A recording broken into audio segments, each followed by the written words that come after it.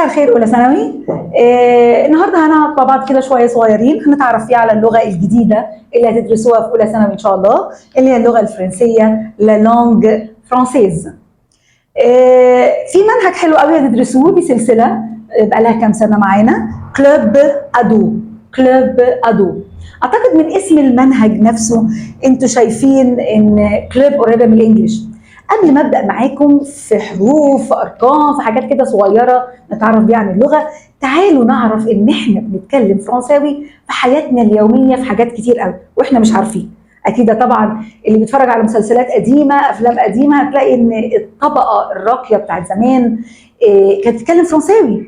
اللي متابع كويس هيعرفوا يسمع ان كتير حاجات كانت بتتقال فرنساوي واحنا بنستخدمها في العربي. يعني على سبيل المثال تعالوا نشوف مثلا في الاكل والشرب في حياتنا اليوميه، احنا بنقول بنقول عربي هو اصلا فرنساوي، زي كلمه شوكولا، كلمه بيتي فور، البيتي فور العادي اللي بناكله في العيد ده، طب ما ده اصلا كلمه فرنسيه.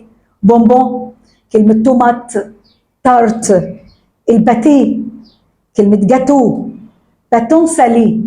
باتون سالي اللي بنشتريه من المخابز ده برضو اصلا كلمه فرنسيه. باتون يعني عصايه بالفرنساوي، سالي مملح، اصلها فرنساوي، احنا بنقولها بالعربي وهي اصلا فرنساوي. كلمه كرواسون ده اصلا اصل الفرنسي. بسكوي، كلمه سالاد، مكروني، كلمه بيفتك، وهكذا. ده انا يعني بنقول امثله بسيطه، لكن احنا لو شفنا هنلاقي كلمات كتير اصلها فرنسي. تعالوا بار اكزامبل نشوف المواصلات، وسائل المواصلات معانا.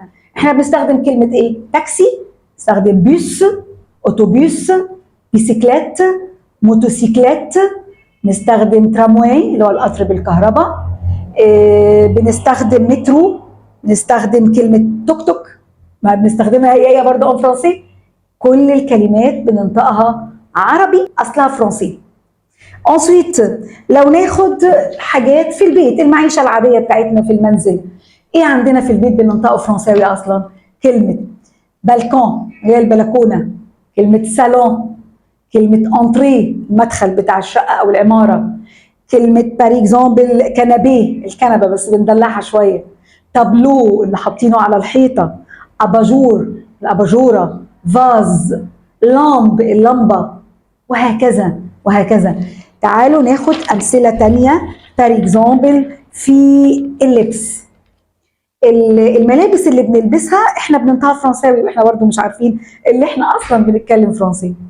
بار اكزامبل كلمه تي شيرت بالفرنسي، كلمه بنطلون شورت، بيجامه، كلمه جيب للبنات، شميز، اعتقد الاغلبيه ما بتروحش تقول انا عايزه قميص، انا عايزه شميز دلوقتي. كلمه بلوز بلوزه، كلمه بار اكزامبل بلوفر كاسكيت اللي هو الكاب اللي بتلبسوه، كرافات، إشارب. كل دي كلمات ان فرنسي. اختم بحاجه صغيره كده، الجزء ده بس اللي هو المهن مثلا. طبعا احنا لو قعدنا نتكلم هنلاقي انا بدي امثله بسيطه. المهن عندك مثلا بتقول كلمه كوافير، كوافير، كلمه دكتور الدكتور، سكرتير سكرتير او سكرتيره، مانيكان اللي هو عرض الازياء، بار اكزامبل انكل طنط من العيله، شيف جرسون في المطعم. كل دي كلمات. حبيت بس اوضح الاول قبل ما نشتغل حاجه صغيره مع بعض ان ازاي احنا فعلا بنتكلم في حياتنا اليوميه كلها فرنسي. طيب اعرفكم الاول على الالفابي فرنسي زي الالفابيت بالانجلش، اللي هي الحروف الهجائيه بالان فرنسي بتتقال ازاي. عندنا A B C D E F G H I J K L M N O P Q R S T U V W X Y Z. هنلاقي ان في كتير منها زي الانجليش قريبه من الانجليزي قوي، بس في حاجات مختلفه. زي مثلا انا بفتح شويه في فبقول مش ايه. البي والسي والبي، الانجليش بكسر شويه، لكن بقول هنا بفتح اكتر، بقول بي سي دي. الحرف ده بنطقه اف جي، بعكس غير الانجليش، هنا جي مش جي. هنا اش اي جي، هنا بكسر شويه. ك ال ام ان او، قريبه بالانجليش قوي. هنا بي كيو اغ، فرنساويين يعني الاغلبيه طبعا، وحلاوته في نطق الاغ نفسها. اغ اس تي يو في، دي عباره عن 2 في 2 في، فبقول دبل في بدل دبل في الانجليش، بقول دبل في. اكس دي اسمها اجريك او اجريك، بحاول انطق بالاغ والار عشان نقدر نستوعب. ودي زد. دي الحروف الهجائيه عندي في اللغه الفرنسيه، او الالفابي، الحروف الهجائيه. طبعا احنا بعد كده بندرس ان حروف زي اي لغه. اكيد مثلا الاجريكي دي مش هتتنطق اجريكي في الجمله، في الكلمه، اكيد لما بتيجي مع حرف تاني بتتنطق. يعني في بعض الحروف لما بتيجي مع بعض ليهم نطق، ودي طبعا بالدراسه زي ما احنا هناخد بعدين. طيب دي الحروف الهجائيه او الالفابي فرنسي بتاعتنا. هنشوف بعديها هنحاول ناخد بعض الكلمات.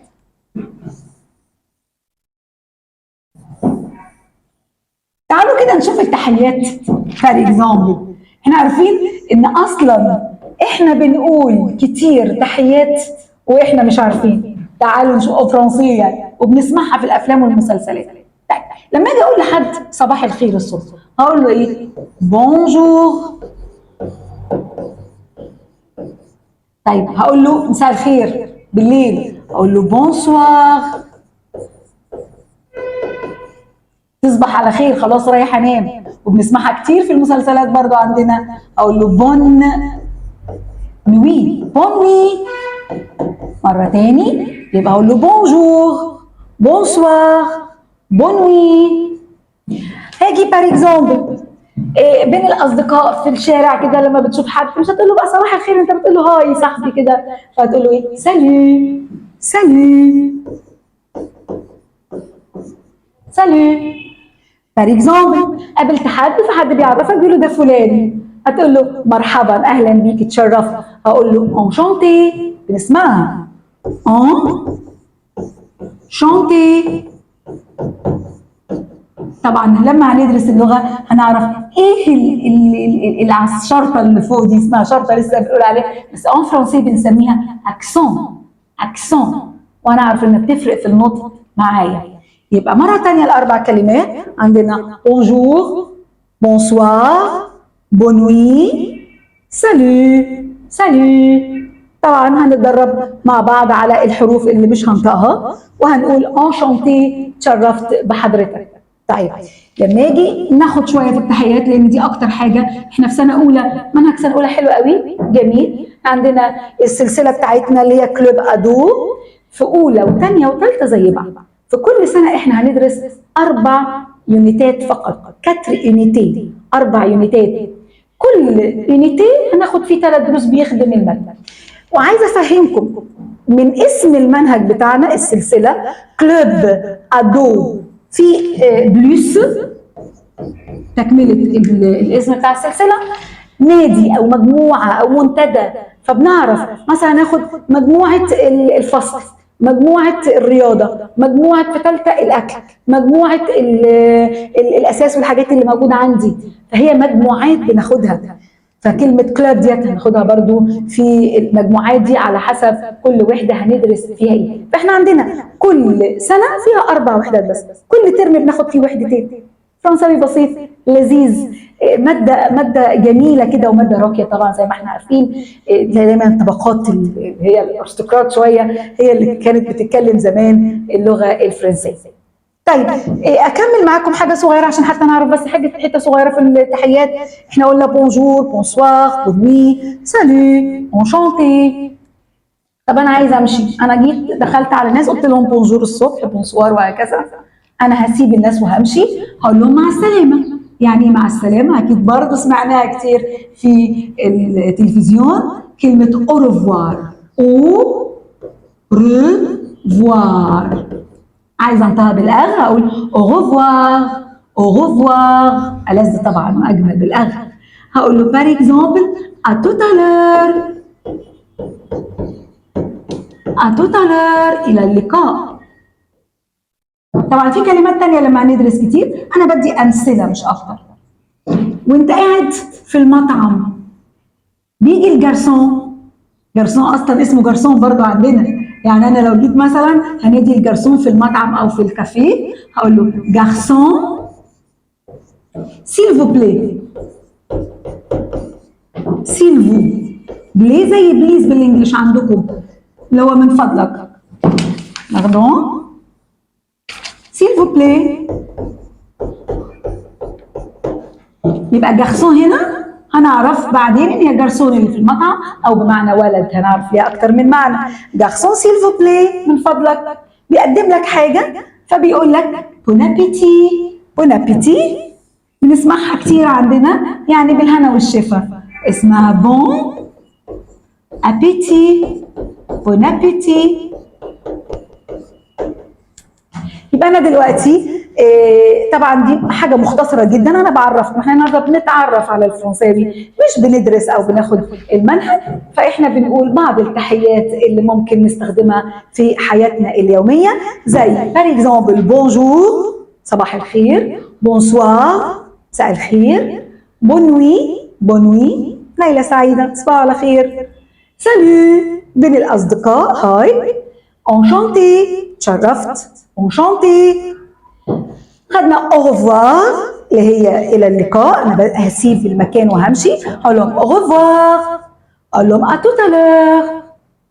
طبعا في تعبيرات تانية لسه هناخدها لما ندرس المنهج. قاعد في المطعم بقول له جارسون سيل فو بلاي، جارسون سيل فو بلاي.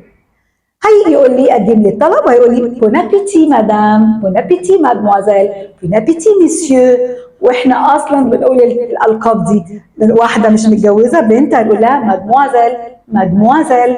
اللي حد متجوز هنقول لها مدام، مدام. ولو مسيو راجل عندي هقول له مسيو فلان، مسيو فلان. سوا؟ طيب دي كده شوية مقدمة كده، حاجة مقدمة بسيطة عن الساليتاسيون، ساليتاسيون اللي هي التحيات.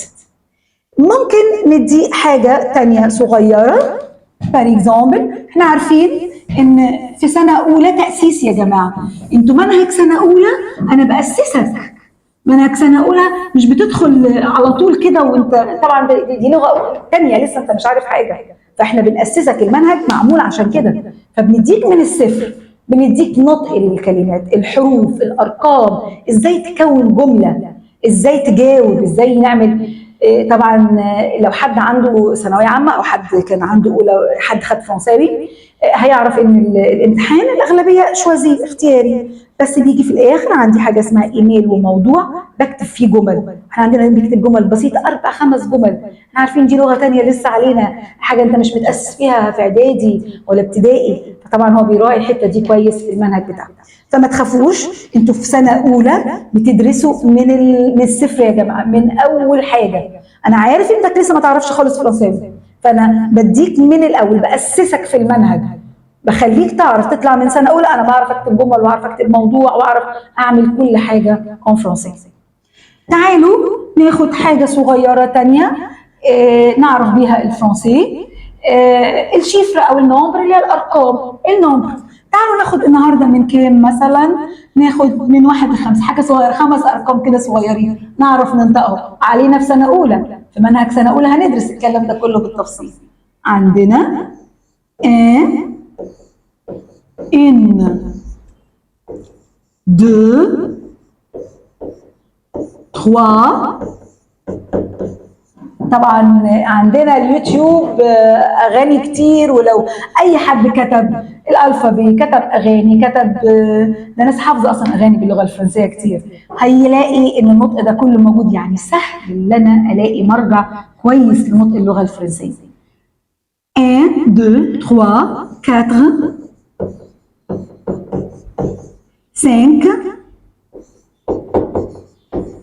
عايزه اكتب ل10 مش نافع عشان تعرفوهم على بعض. ماشي نكمل ل10 بس. 6 7 8 9 10. طبعا شايفين قد ايه الرقه والجمال بتاع اللغه الفرنسيه واحنا بننطق. نقول مره ثانيه في حرف اتمسح. نقول مره ثانيه ان. ملاحظين ان رقم 1 هو بس اللي مكتوب بطريقتين، لان 1 وواحده في ماسكيلا وفي مينا مذكر ومؤنث، لكن الباقي لا ما بيختلفش. لما اقول بنتين ولدين ما بيختلفش عندي الماسكيلا او الفيمينا المذكر والمؤنث. اسمعوا مني تاني. هنعرف ان في حاجه اسمها حروف نزال من الانف. une 2 3 4 اللي عايز ينطق بالار ماشي، بس شايفه ان الاغ هنا جميله. 4 5 6 7 مش بنطق البي. 7 8. هنعرف في الفرنسي ان حرف الاش لا ينطق في اللغه الفرنسيه. حرف الاش مش بنطقه خالص في الفرنسي. 8 9 10.